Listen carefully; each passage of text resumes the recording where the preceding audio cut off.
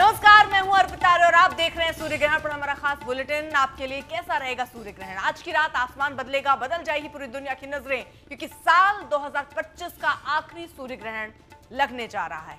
रात 11 बजे से शुरू होगा ये। रात 3:23 तक ये खगोलीय घटना दिखाई देगी, यानी पूरे अगर आप देखिए तो 4 घंटे 23 मिनट तक सूरज, चांद और धरती की ये आंख मिचौली देखने को मिलेगी। लेकिन सबसे बड़ा पल आएगा रात 1:11 पर, जब ग्रहण अपनी चरम अवस्था में होगा। उसी वक्त आसमान का रंग बदलेगा और नजर आएगा ब्रह्मांड का सबसे रहस्यमयी नजारा। वैज्ञानिकों के लिए ये शोध का मौका है, जबकि ज्योतिष से अलग अलग नजरियों से देखते हैं। उनका मानना है कि इसका असर वातावरण पर पड़ता है, मानव जीवन पर पड़ता है। सवाल है कि क्या ये सिर्फ विज्ञान है या इसमें आस्था का संदेश छिपा है?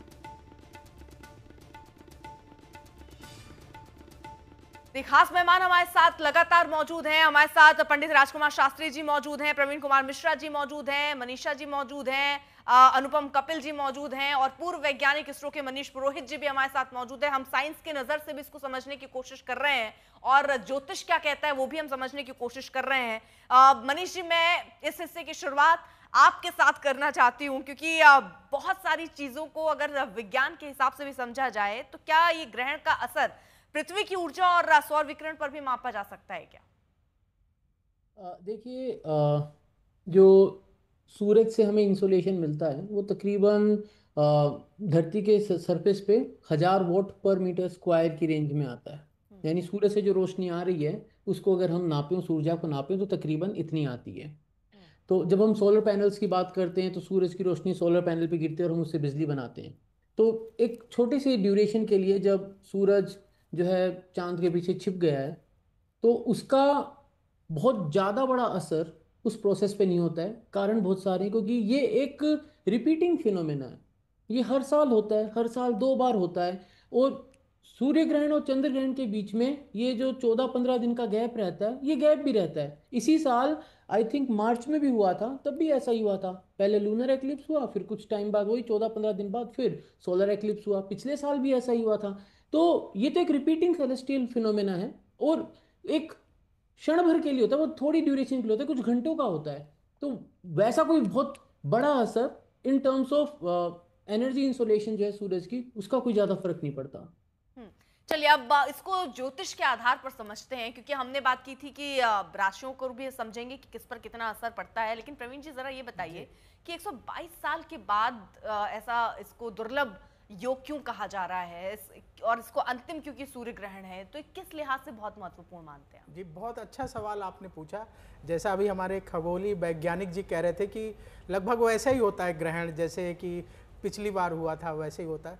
मैं आपको बताऊं अर्पिता जी, अगर आप किसी नदी में जाएं और आप पानी में डुबकी लगाएं और जब आप बाहर आएंगी तो दूसरा पानी होगा, वो पानी बह के चला जा चुका होगा। जिस क्षण में अभी हम यहाँ बैठे हैं 10 मिनट बाद दूसरा क्षण यहाँ होगा, वो क्षण रिपीट होके नहीं आएगा।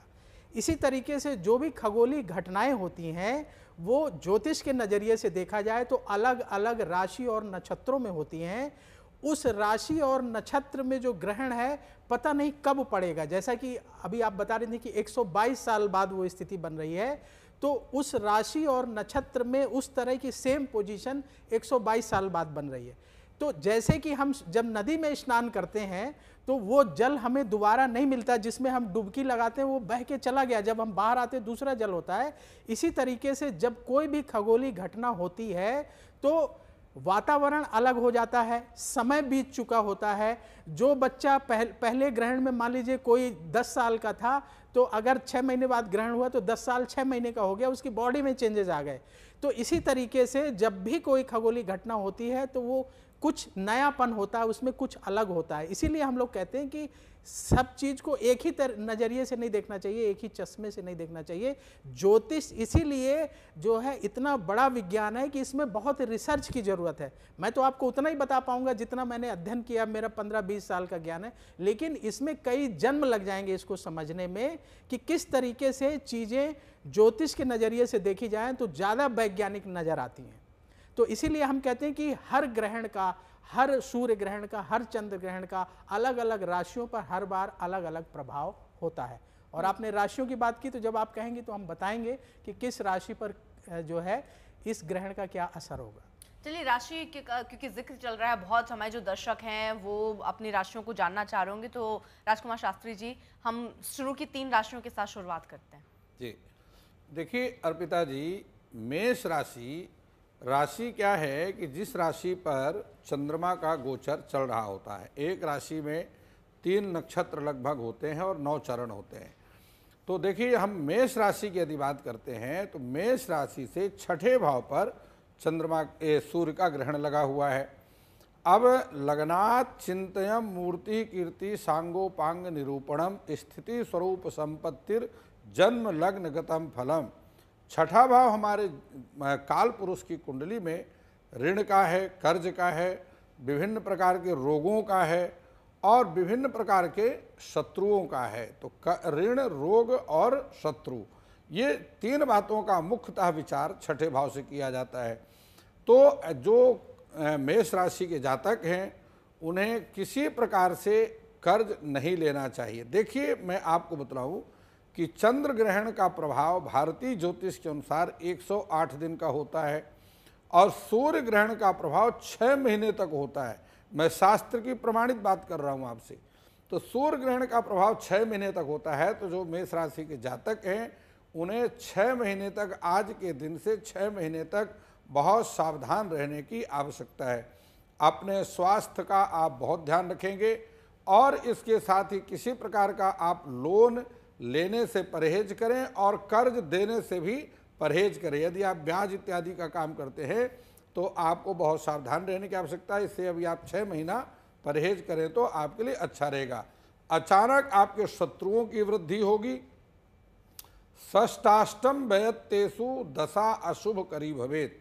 यदि आपकी 6ठे या 8वें या 12वें भाव की विंशोत्तरी दशा, क्योंकि न दिशेयुर्ग्रहा सर्वे स्वदशा सुभुक्तिषु शुभाशुभ फलम नृणाम आत्मभावानुरूपता आत्मसंबंधिनो एचा एवा निश्चित धर्मिणः तेषाम अंतर्दशास्येव तिसंति स्वादशा फलम। हमेशा कोई ग्रह अपना फल नहीं देता, वह जब उसकी दशा आती है या महादशा आती है या अंतर्दशा आती है वह फलीभूत होती है। मैं उत्तर भारत में जो रहते हैं उनके लिए विंशोत्तरी महादशा और जो ऋषि पराशर का सिद्धांत है, और जो दक्षिण भारत में रहते हैं उनके लिए जैमिनी का सिद्धांत अर्थात अष्टोत्तरी दशा का प्रभाव देखने में आता है। तो मैंने आपको बताया कि जो मेष राशि के जातक हैं उन्हें इन सभी बातों से ध्यान रखना चाहिए। उनको करना क्या है, तो यदि आप मेष राशि के जातक हैं तो हनुमान चालीसा का प्रतिदिन पाठ करने का नियम ले लीजिए। और यदि आपके आसपास में कोई मकान बन रहा है या किसी प्रकार के मजदूर आपके घर में काम कर रहे हैं, गरीब लोग काम कर रहे हैं, विशेष रूप से मजदूरों के लिए है, तो उनको गुड़ का हलवा बना करके और पूड़ी के साथ में उनको खिलाइए, बहुत आपको लाभ होगा और इस सूर्य ग्रहण के प्रभाव से बचाव भी हो जाएगा। बात करते हैं वृष राशि की। जब हम वृष राशि की बात करते हैं तो वृष राशि से ठीक 5म भाव पर ग्रहण का योग बना हुआ है। 5म भाव ज्योतिष के शास्त्र के अनुसार ये त्रिकोण भाव कहलाता है। तो सर्वे त्रिकोण नेतारो ग्रहा शुभ फलप्रदा पतयस्त्रिषडायानाम यदि पाप फलप्रदा। 5म भाव होने के कारण यदि आपकी संतान है, संतान की तरफ से आपको चिंता हो सकती है। यदि आप विद्यार्थी हैं, बहुत अच्छे इंस्टीट्यूट में आप एडमिशन लेना चाहते हैं, वहाँ पर आपको रुकावट को जो है देखना पड़ेगा।